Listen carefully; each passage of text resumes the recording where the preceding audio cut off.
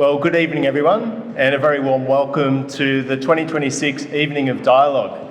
My name is Nathan Ahern, and it's a pleasure to open tonight's gathering as we come together in a spirit of respectful conversation, deep listening, and a shared hope.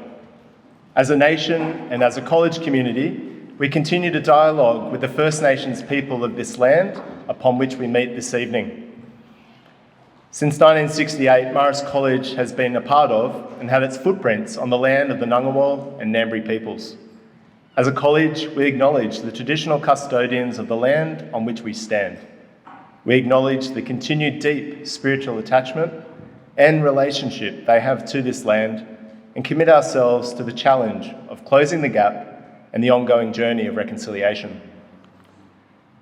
Tonight, we gather under the National Marist theme, full of grace, transform the world with God's love. It's a theme that invites us to pause, to reflect, and reimagine what it means to be people of faith, educators, and community builders in a world that hungers for understanding and renewal. The purpose of an evening of dialogue is to create a space where stories and perspectives help us to see more clearly, to listen more deeply, and perhaps even to discover grace in our interactions. The 2026 pastoral intent for the Canberra-Goulburn Archdiocese is get up, listen, go. And this evening is an invitation to a particular type of listening. In Mark's Gospel, we read Jesus speaking the Aramaic word aphathatha as he healed a man who was deaf and had a speech impediment. Jesus commanded the man to be opened. Not only was the man healed physically, it was also an opening of his heart, mind, and senses to God's presence, truth, and grace. And it's this very openness that we require to truly listen to each other and to be open to the Spirit in our lives. So as we commence, I invite you to join me in a moment of prayer. Loving God, grant us the grace to be instruments of peace in our world, in our communities, and within our own hearts this evening. Help us to listen deeply to one another so that understanding may flourish and hope may take root everywhere your Spirit moves. Amen. Before I hand over to our host for this evening, I just need to get a few housekeeping matters out of the way. You may have heard an emergency alarm on your way in. Hopefully we won't hear that again. If you do, there's staff here that will help guide you to the exits. We have bathrooms at the back of the hall, and just ask and remind you to switch off your mobile phones. So now it's my great pleasure to introduce someone who embodies thoughtful dialogue within the Canberra community and beyond, Genevieve Jacobs. Genevieve is known to many of you through her long-standing work in journalism, broadcasting, and community engagement. With deep roots in both the arts and civic life, Genevieve brings with her a gift for asking the right questions and listening for the meaning between the words. We are grateful for Genevieve, who will kindly guide us through this evening's conversation and in a moment introduce our special guest, Father Laurence Freeman. Please join me in welcoming our host for this evening, Genevieve Jacobs.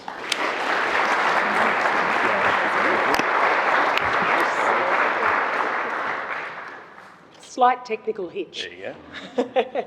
Thanks, Nathan. And I also acknowledge the traditional owners of our beautiful river and mountain country and express my gratitude to those who have cared for the land and shared its stories for millennia past. Recently, I had the privilege of emceeing once again the Catholic Systems Day event organised for school staff right across the Canberra-Goulburn Archdiocese, and hearing David de Carvalho, their new CEO, speak about the challenges and the opportunities at this particular moment in time for Catholic education, and indeed what a Catholic education actually is here and now in 2026. Because as many of us know, the pews are often all but empty, while the classrooms, the hospitals, the social services provided by the Catholic Church are at bursting point. Sacred Heart Cootamundra Parish School, which is my local, has never had higher enrolments in a country town that has not experienced any kind of meaningful population growth. So I think there's a fascinating conundrum at hand. Who's being educated? How? And with what results? As we turn out whole generations who may conceivably never set foot in a church again, but who will carry with them human grace and values that they learn inside these and other walls. Father Laurence Freeman brings a distinguished and distinctive perspective to this. He is a Benedictine monk, the director of the World Community for Christian Meditation, a global network helping people rediscover simple, ancient practices that are deeply part of the Christian tradition. He brings not only the wisdom of the monastic tradition, but also his background in English literature, journalism, diplomacy, and a lifelong commitment to building community through dialogue, through meditation, through communion in every sense. In 2010, Father Laurence was awarded the Order of Canada in recognition of his work in interfaith dialogue and the promotion of world peace. His work with people and with schools around the world to introduce periods of silence and meditation into everyday life, showing that the contemplative pause deepens attention, it calms anxiety, it helps us all discover our inner worth and purpose. And at the heart of that message is the idea, the beautiful idea of grace, the unearned gift of God's love that does the real work of transformation in us. We'll have the opportunity to discuss grace and its outward ripples in our circle groups. And I'd also draw your attention to the QR code on the screen. You can either write down questions for Father Laurence or use the QR code to send in questions via the Monte system. The QR code will take you right there. And many of you have used it before in these conversations. It's very straightforward to navigate. Father Laurence is going to speak to us. I'm going to have a conversation with him arising from that discussion, and we'll then go to circle conversations and your questions. But please now join me in welcoming Father Laurence Freeman to discuss Full of Grace, Transformed by God's Love, and its implications for Catholic education in our community. Father Laurence, a very warm welcome.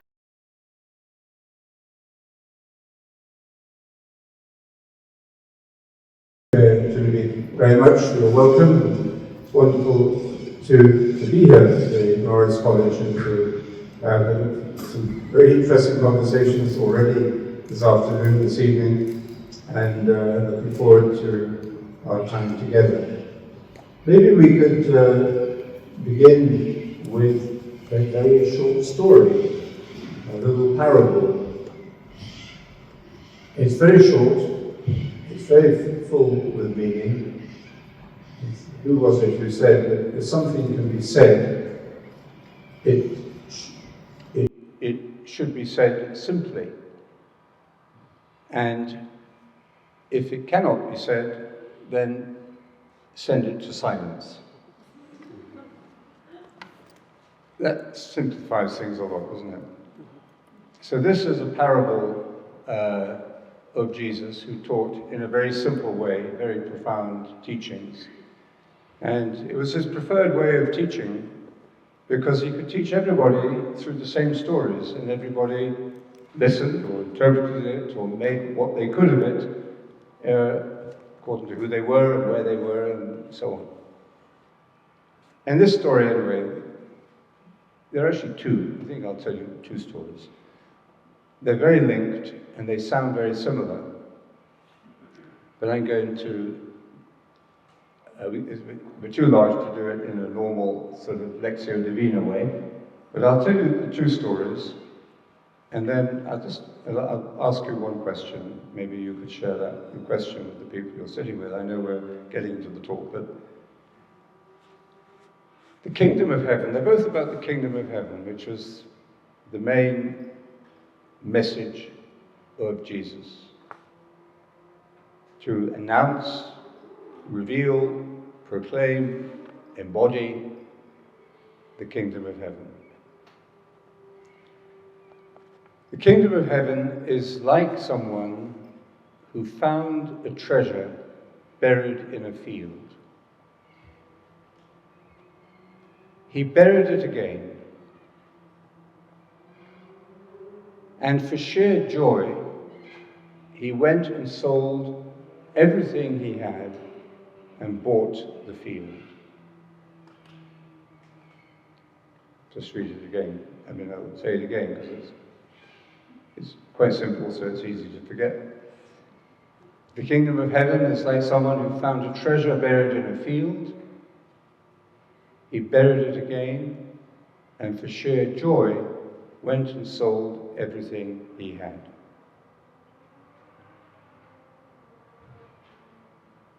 I think we'll do the second parable later. It's almost exactly the same, but there's a very significant difference. But would you like just to reflect for a moment on two questions? Well, there are many questions arising from this story. What is the field? Why did he bury the treasure again after he'd found it? For sheer joy, he went and sold everything he had. What was the treasure that filled him with so much joy? So maybe just one question to keep it simple. Would you like to just share at your table with the people next to you that question? Why did he bury it again? And there's more than one answer. I think how many people are there here? A couple of hundred or something. So I think there are a couple of hundred correct answers. Go to it. Have a moment of conversation. I'm talking about my own ideas all day, so it's nice. No, it's quite okay. We'll just give them a minute or so. Yeah, you decide. Yeah.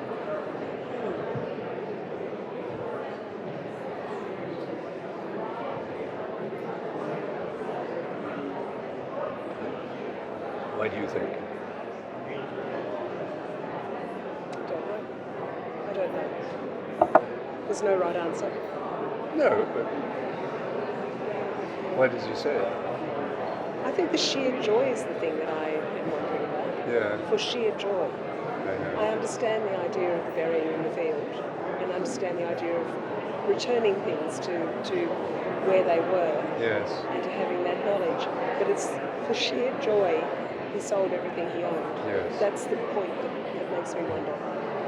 Yeah. It's like in a lot of his parables, they sound very simple until you often realise there's a moment of where he goes over the top, Yeah. or it's a little bit too much. You know, like for example, an ecstatic he says about reaction. the parable of the seed, the sower of the seed. Like things will produce 100-fold.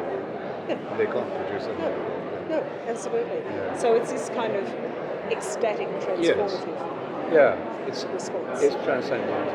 It's ecstatic. Yeah, exactly. Yeah. That's right. And the idea that these experiences prompt sheer joy or ecstatic transformation is a very challenging thing for our groundedness in the everyday of the world. Yes. And the experience of joy. I've often thought about this as a mother of 4 children. How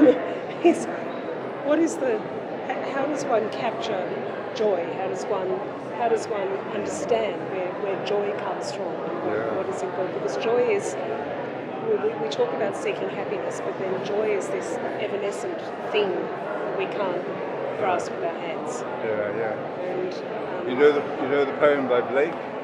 yes.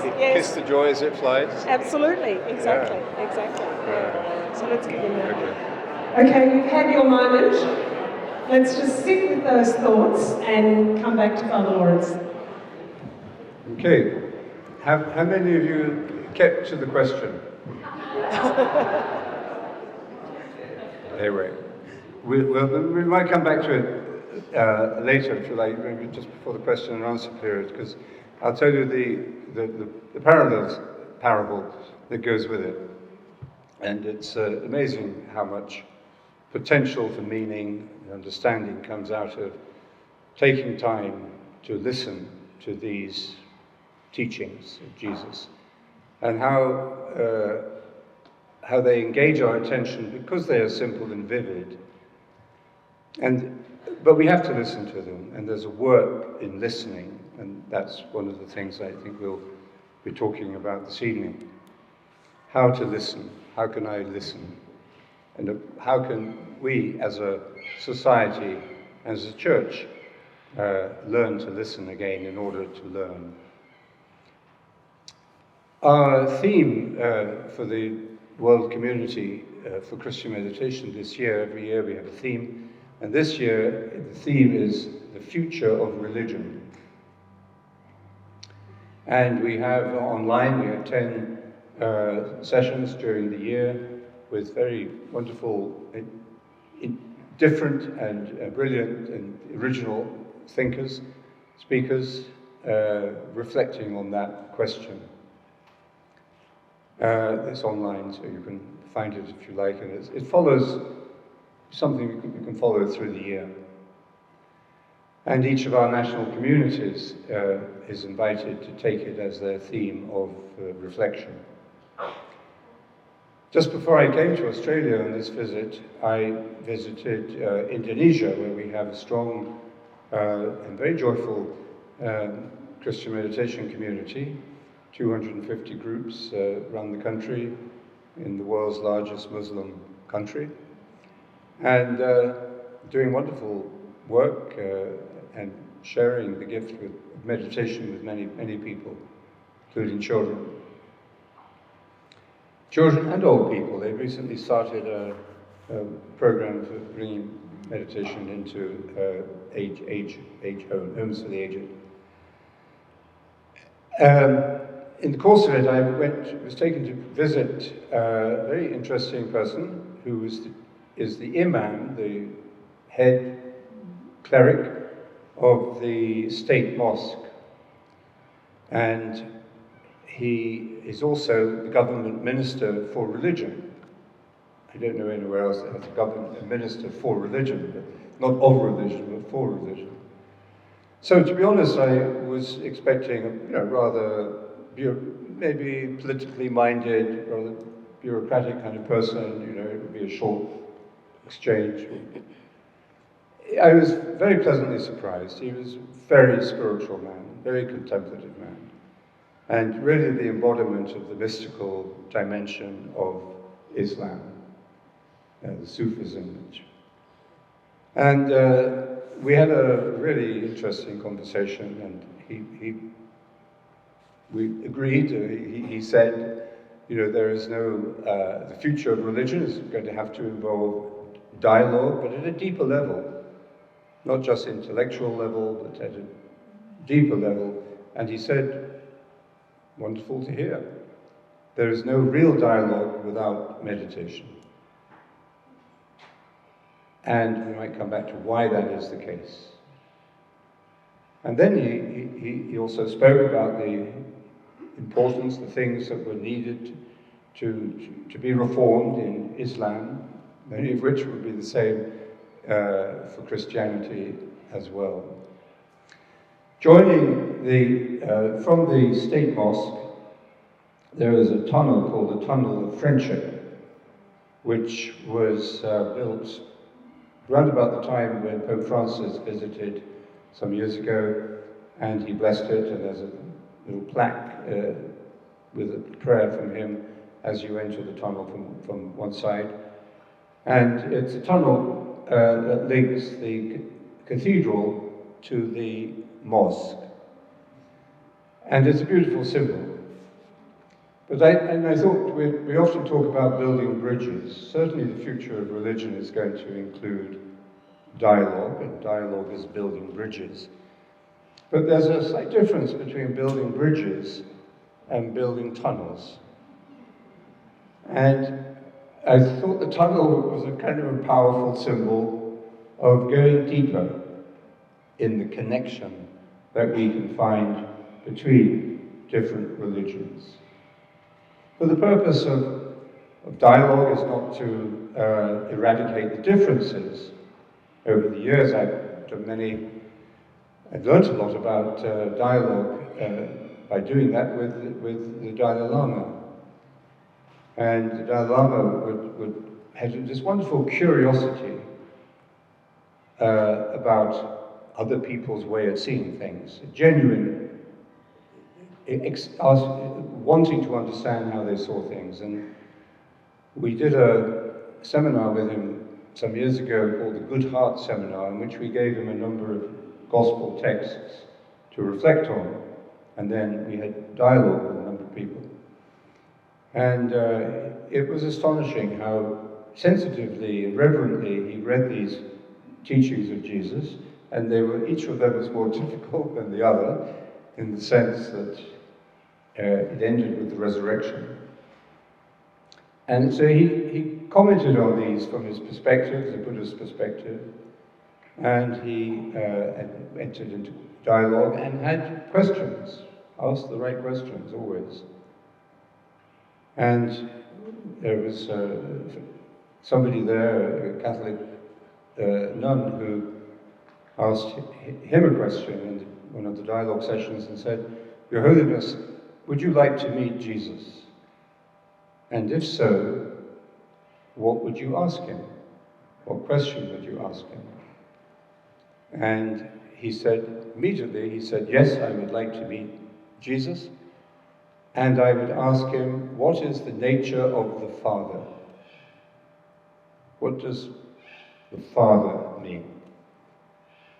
It pretty went straight to the heart of the nature of Jesus and the heart of Christian faith.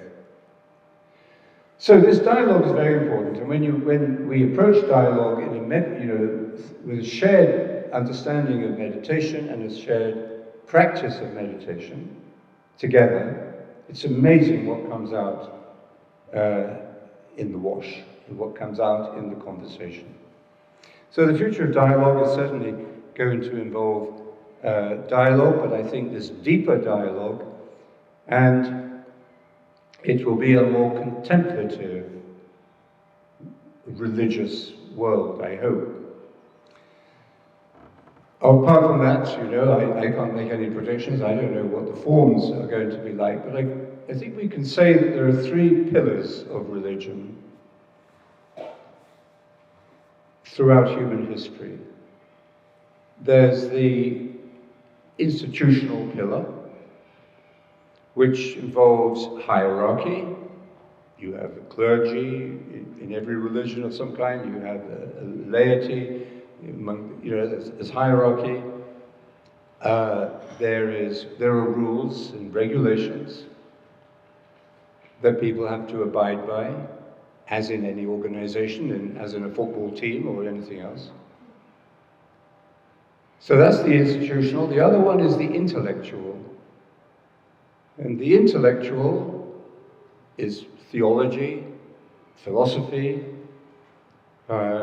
deep reflection on the meaning of the scriptures, and a dialogue with other faiths.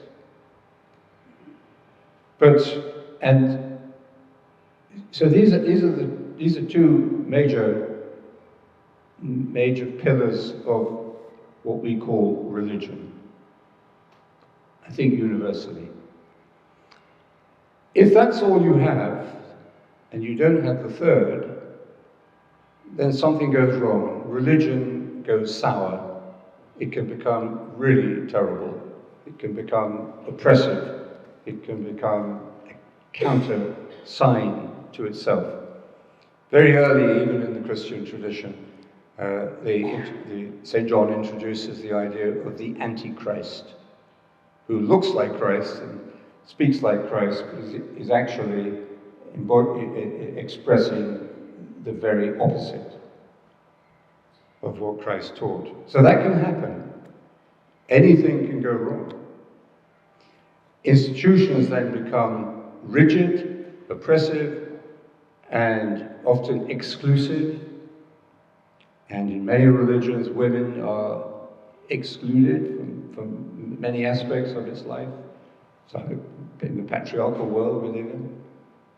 So institutions can become very oppressive, even violently oppressive, and intellectually it can become also rigid and defensive and become obsessed with orthodoxy and enforcing orthodoxy rather than releasing true wisdom. So what is the third pillar of religion that is needed to prevent that happening? And that is the mystical. And the word mystical means, from the Greek, mystery. Mystery. The heart of every religion is, there is an experience of the mystery of ultimate reality, the mystery of God, the mystery of God in Christ, the mystery of the Dharma, whatever it may be. So without that experience of the mystery, religion will run the risk, and usually falls into the errors of excessive institutionalism and excessive intellectualism. About 60 or so years ago, the great German theologian Karl Rahner wrote an essay called The Christian of the Future. And he began by saying, the Christian of the future will be a mystic, or there won't be any. Pretty powerful thing, especially for a Jesuit, even a rather mystical Jesuit like him, to say. And he explains what he means by a mystic in a very simple way. Somebody who has experienced something. Somebody who has not just heard about it, not just believes it, but has actually experienced it in their deepest, in their heart. So, maybe the church of the future will be more contemplative. Maybe it will be much more varied and diverse and decentralized than we have got used to over the last 1500 years since the church became an institution.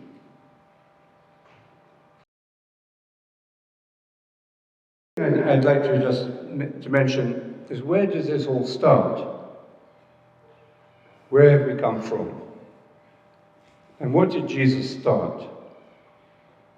I don't think Jesus intended to start a new religion. Christianity is a religion, but is it just another religion? It didn't start as a religion, so what is it in its essence? We live in a secular age. This secular age has been growing and developing for a very long time. And in discussions with people about when did secularism start, they often will say, oh, the Industrial Revolution, or with the Enlightenment period, 18th century. But I think it goes back further than that. And my own understanding of what we mean by a secular society has been greatly enriched by Charles Taylor, the Canadian philosopher. One of his great books is A Secular Age.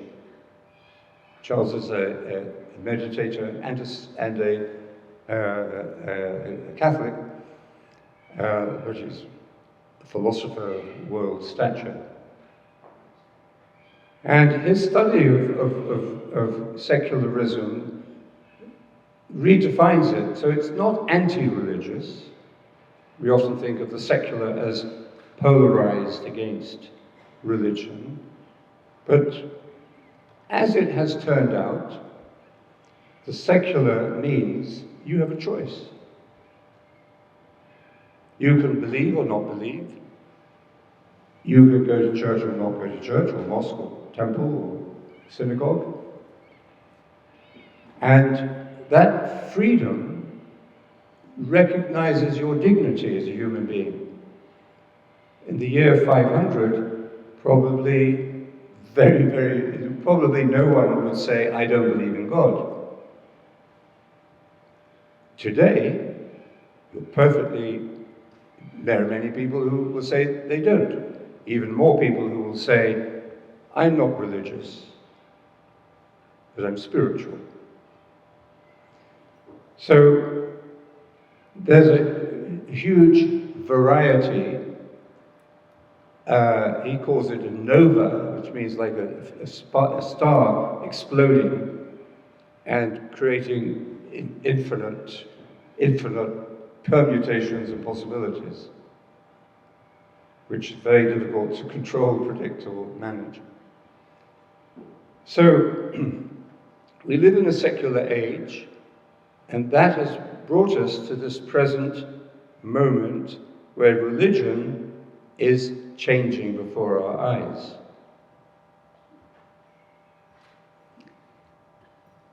When did it begin? When did the secular age begin?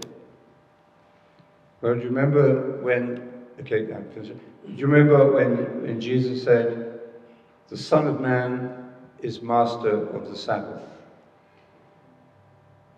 A very revolutionary statement. Did not make him popular with the religious authorities, who were very institutional and very determined to defend their power by imposing the law. And in many other statements, and in the whole spirit of his teaching, including his spiritual teaching on prayer, I would say it was Jesus who started it all. Blame him. He was the first secular person who started the ball rolling. And I'll just finish with another revolutionary thing that he did. He started a revolution. We are part of that revolution. Every revolution in history has come out of a subculture, small group of people who passionately believed in something. Most of these subcultures died out, petered out, never remembered again, except by historians. The revolution that Jesus started has continued, and most revolutions, even when they occur, themselves don't last. They go back to where they were before. Think of China or Russia, any other places. So, his teaching on prayer, which maybe we'll come to in the conversation, his teaching on prayer is extremely radical, but very simple. And he begins by warning. He doesn't say, don't go to synagogue, don't take part in religious rituals, but he warns people against it, the danger of it. And that's what he felt, I would say, at the time, was that religion had become a dark force in many ways, for many people, because it had lost touch with the very teaching that he was giving on the kingdom of heaven. So he warns against excessive dependence on external forms of religion and rules and regulations, and instead he gives us the teaching on the kingdom and a very simple, a very profound teaching on contemplation in the Sermon on the Mount. Go into your inner room. Stop talking. Stop worrying. Pay attention and be in the present moment. Put those things together and you have contemplation. So Jesus is a teacher of contemplation, and that's perhaps what religion should be for. To educate the heart, as I feel the spirit of education here. In Marist College, as I picked it up today, that's what it's doing. Not only educating the children to get the best results, but you educate the heart and introduce, from the earliest age possible, the child to the knowledge that the kingdom of heaven is within them. And, as Jesus said, the kingdom of heaven is among you as well. Father Laurence, thank you very much indeed. We're going to go now, not to our conversation, we'll do that in about 20 minutes, but to conversation at the table. But I guess as we direct people to do this, the provocation that I would offer to the room is that for many of us, 2,000 years after Christ's radical transformation of religious belief, the experience of church is institutional, very frequently, sometimes intellectual, occasionally mystical and contemplative, but the enormous transition that we're currently witnessing is very frightening for many people. The walk away from the institutional framework, which feels comfortable and familiar, is terribly frightening for many who come from the Catholic tradition. So I guess what we'd like you to do now is, and I'll give you some time calls on this, is to go to your tables and first talk about what is resonating with you. And one person at a time, sharing at the table. I'll let you know when that time is up. And we'll then go to more open dialogue at the tables before we begin the conversation with the room and your questions at about 8 o'clock. So go to it now on what is resonating with you. But a really interesting one to begin with, Father Laurence. How is Christian meditation different to mindfulness? Oh, sorry. So how is Christian meditation different from mindfulness?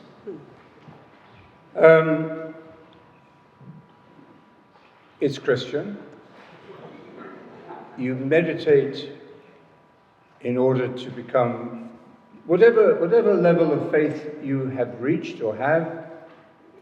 You meditate in order to let that grow and come to a deeper knowledge and entry into the mystery of Christ. First thing. It's also the context in which you you practice. You're doing it in a supportive Christian environment in which other forms of prayer and other elements, like perhaps your parish or perhaps the school or perhaps other support from a shared Christian faith is also present, and we need that in order to persevere with the meditation. But in terms of practice, there's also an important difference.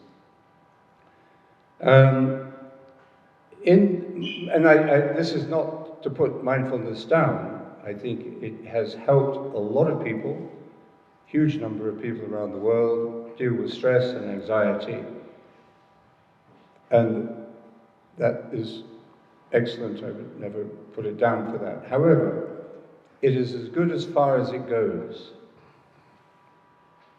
If you speak to a Buddhist teacher, they will be more critical of mindfulness because they feel that what the mindfulness movement did was they took certain elements out of Buddhist teaching, out of context, and they developed them as a series of techniques that you could use for yourself to feel better. Now that's understandable if you're feeling very stressed, or you're suffering depression, or you are can't sleep at night, and so on. And the scientific evidence is that this practice will help deal with all those problems. It's very understandable. However, it misses the point, the ultimate point. The purpose of these little exercises they do, little techniques that they've developed, very useful. The purpose of them, in the Buddhist understanding, is to bring about a compassionate human being, a wise human being. Now, how does that compare with meditation? How does mindfulness compare with meditation? In meditation, we don't keep the attention on ourselves. It's not a self, as it were, evaluating exercise you're doing. It's more of an expansive experience of prayer.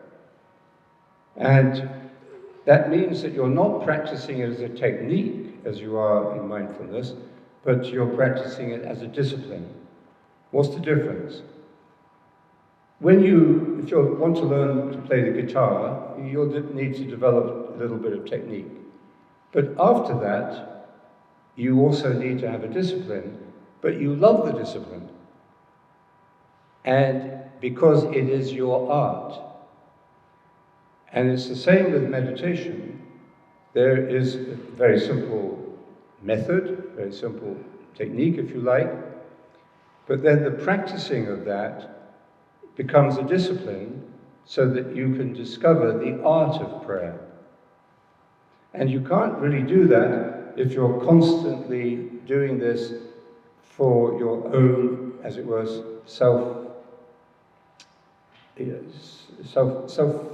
fixed or fixated benefits. In mindfulness, they speak about the benefits of the practice. Sleep better at night, lower blood pressure, less stress, anxiety. Sure.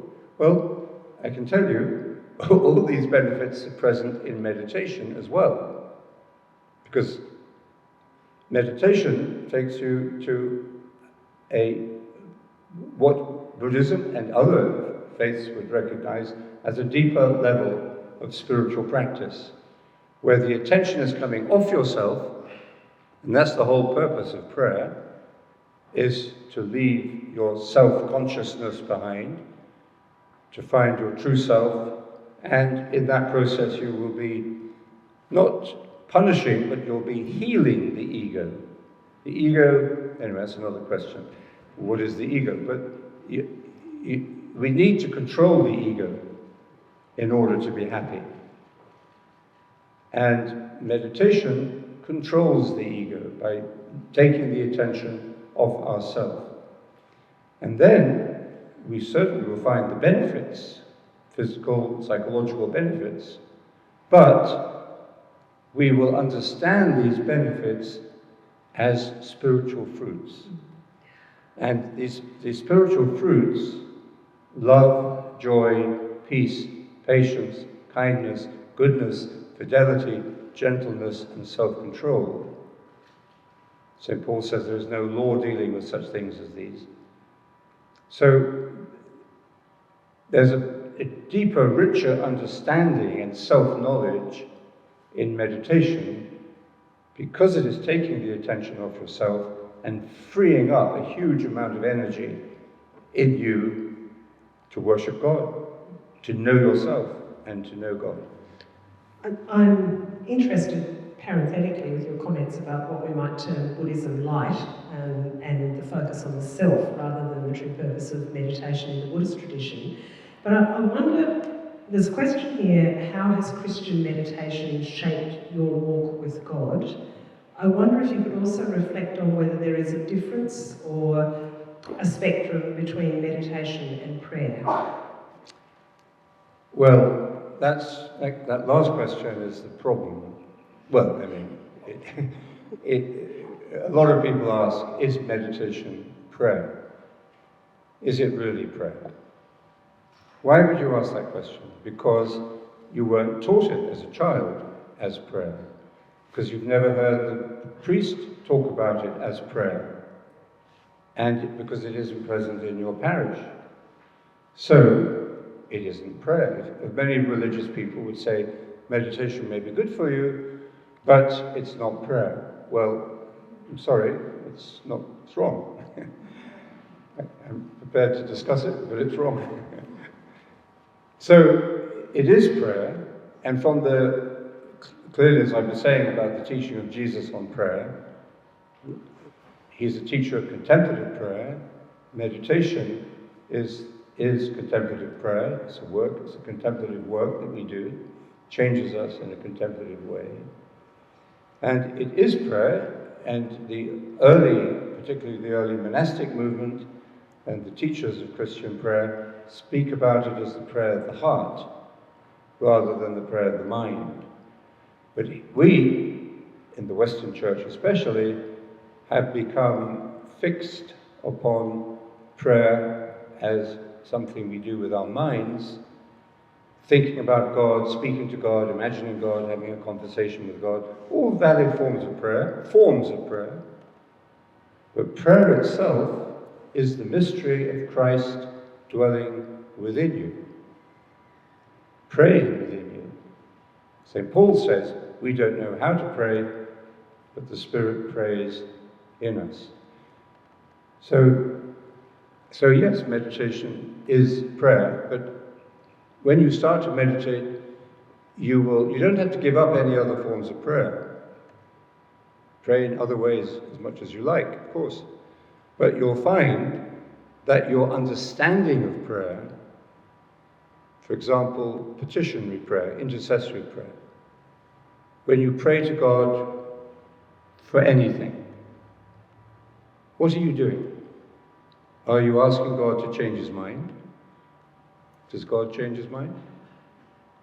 Are you asking God to treat you as a special friend, and you might make him a special offering to express your gratitude,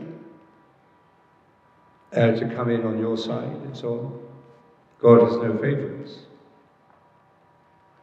So it isn't that we practice petitionary or intercessory prayer, but we'll do it with a different understanding or a different intuition about what God is like. So the other question was about relationship to God. Meditation has had a profound effect upon me in the way that I understand God, and above all, it has taught me I can't understand God. And it's a mystery. But it's a mystery you can feel and experience, and you know that it is transforming you. So your image of God, your idea of God that we've all had formed in us, or we've made up our mind. People will give up religion. There may be their religion of 20 years or 50 years, because something terrible happens and they blame God and they say, why did God let this happen? This is unjust, it's unfair, I'm really angry with God. Well, the problem is their image of God, and meditation will change your understanding of God. It may even, for a moment, make you think you're losing your faith, but in fact, you are moving from the head to the heart and discovering just how all-inclusive, all-pervasive God is, and that we live and move and have our being in God. And then the reading of Scripture, when that begins to happen, will blow your mind, because you'll begin to make sense of what the Scriptures are coming out of that exact experience that you are beginning to have, encountering the living God, the real thing, rather than the way you thought about it. I'll go to the room in a moment to ask if anyone has a question they'd like to ask themselves with the microphone. But just reflecting for a moment, Father Laurence, on what you said about the fact that many people will be somewhat unfamiliar with Christian meditation, that there may be a sense that Christian meditation is not something that people have experienced within the institutional church. What's a key misconception that people may have about Christian meditation? Well, the key misconception is probably that it's Buddhism smuggled in, or it's Eastern, and Christianity is a Middle Eastern religion, isn't it? Anyway, That's where it began. But yeah, that's the main misconception, I think. Also, there's the rather superficial misconception that when you're meditating, you are being self-indulgent. There was, I heard of somebody who had a meditation group in a parish, a new priest came in, and he didn't understand what they were doing, and he was a bit annoyed with them, and he used to refer to them as my little group of navel gazers. So that's a misconception, that when you move from when you calm the mind and you move more deeply into the heart level of knowing and consciousness, that is self-centered. Actually, it's the opposite of self-centered, because you are leaving self behind. That's the irony of it. There's a beautiful little saying by Origen in the 2nd century, great Christian teacher of the early church. Praying itself is good. It calms the mind, it reduces sin, and it produces good deeds. It's all in that. Right. Do we have a question in the room if someone would like to put their hands up? We've got anyone else who would like to? Yep. No? Where are we? Over there? Down here, over here, okay. Thank you for carrying the microphone. Off we go. Good on you. That's what the kids. He's got a wicked question. He has. I can see the grin. I was just wondering, we have different forms of contemplative prayer, like the Rosary, where you're meditating on different mysteries, and then you have this way of Christian meditation, where you're in silence, praying over a mantra. Is there like different impacts from those two different types of contemplative prayer?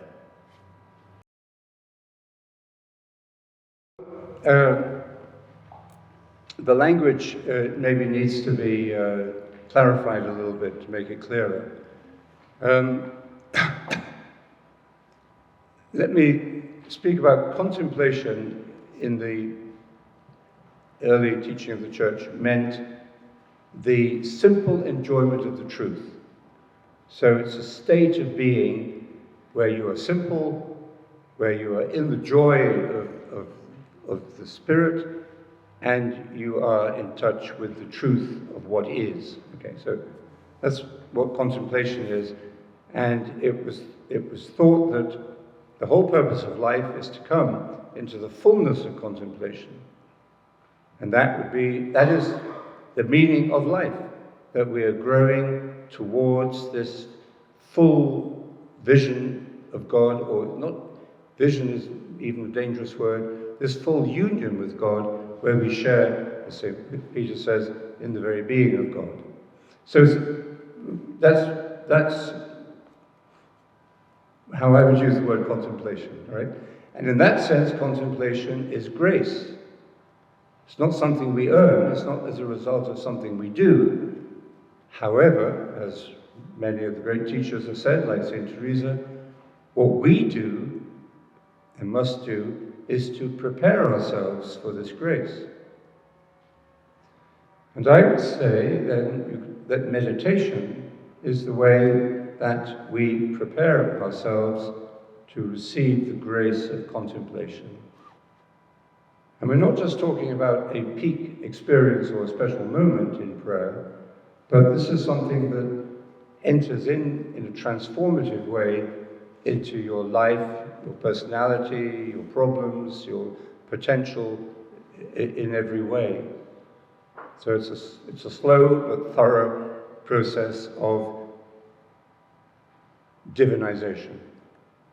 So, you don't have to accept those definitions, but at least that's how I would use the two words. contemplation and meditation. Now, there are many other forms of prayer, all of which are valid, all of which are useful if they are prayed with sincerity and reverence.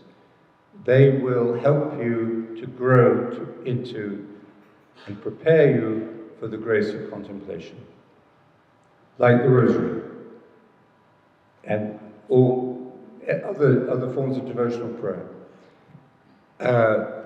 Lectio Divina, reading the Scriptures, the sacraments themselves, the Eucharist, all of them. These are all wonderful ways of enriching, developing our spiritual preparation, our spiritual receptivity for grace. Now, what is special about meditation? Well, it's up to you. But in the tradition, meditation is a little ascesis or discipline or an exercise of radical simplicity that leads you into direct contact with the first of the Beatitudes, which is poverty of spirit.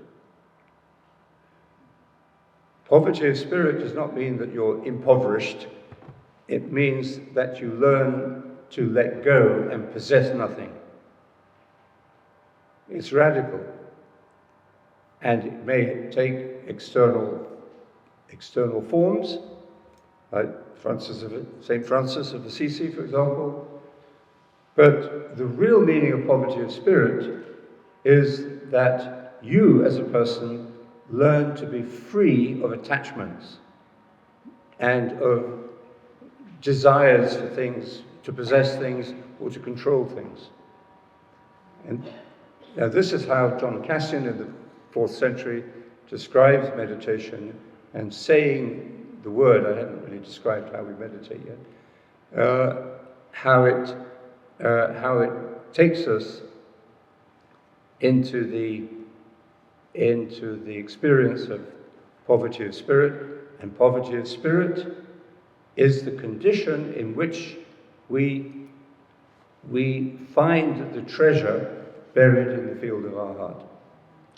Father Laurence, just very briefly, mindful of the time, could you describe how one does Christian meditation? What is it?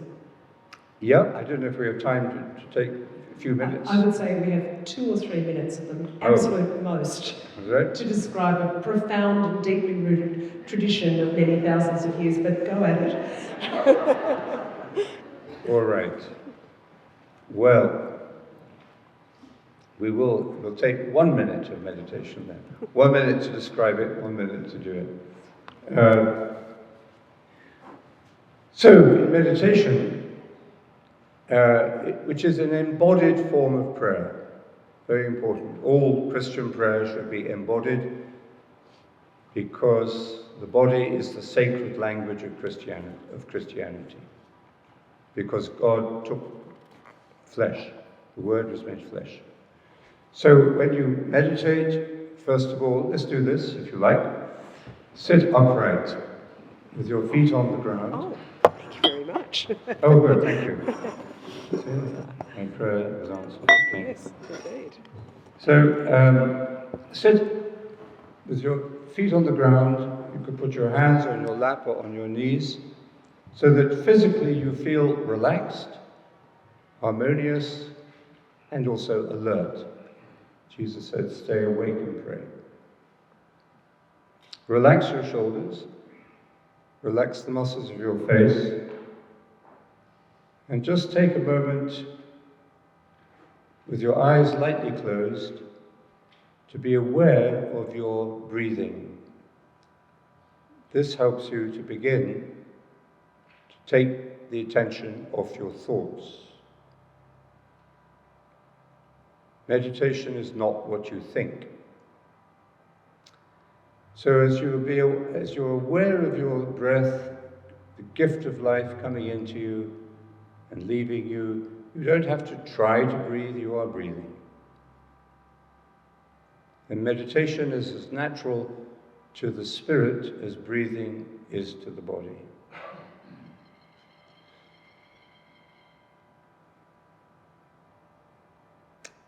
Now, in order to let go of your thoughts, to take the attention off your thoughts, we take a single word or short phrase and we repeat it in the mind, in the heart, during the time of the meditation.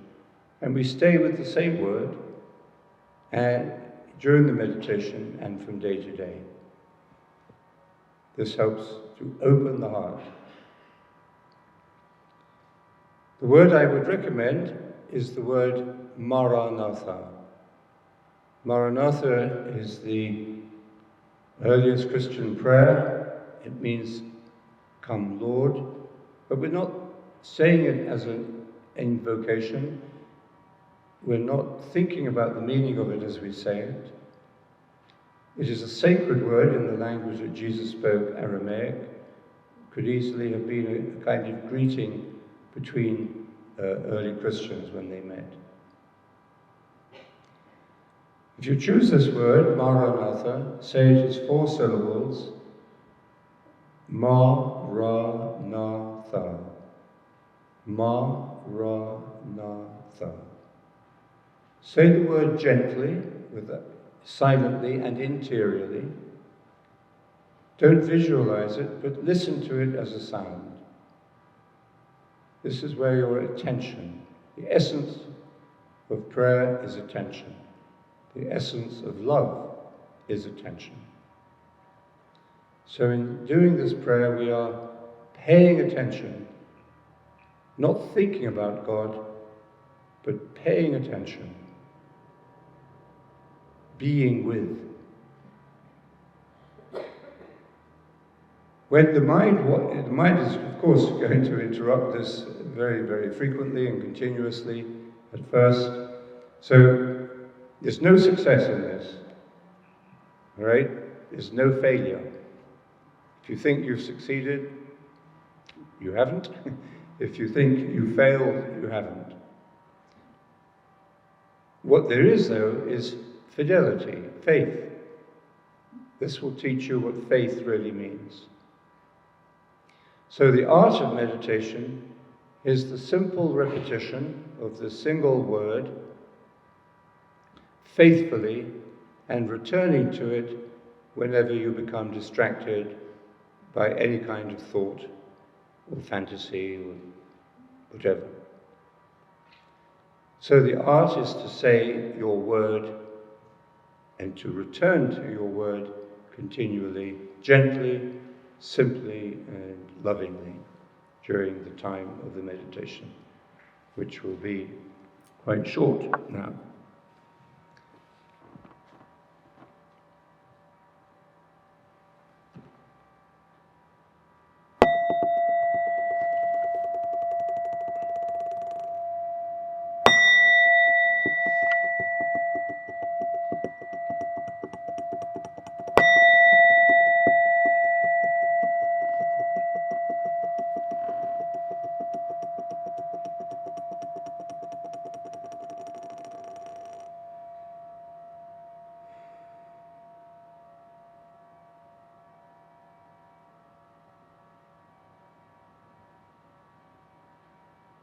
I just wanted to echo those words of thanks, Father Laurence, for those moments of Christian meditation. I think we can all agree that our conversations have been full of grace this evening, and certainly transformative. We've certainly dug those tunnels of dialogue that go deeper between each other, but you've also encouraged us to go into that mystery of God who dwells within us. And I'm still going to be continuing to reflect on that treasure in my heart from the parable. And I'd like to know the second parable. Didn't get there. That's for the next time. On behalf of Matthew Hutchison and the whole Marist College community, I would like to thank you both, Genevieve and Father Laurence, for your insight and your facilitation of this year's evening of dialogue. Will you please give them a round of applause?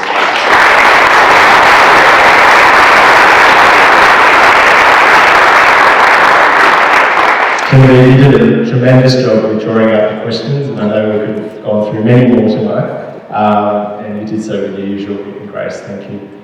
Father Laurence, thank you for travelling to be with us tonight. Your wisdom, your generosity, and your authenticity have shone through.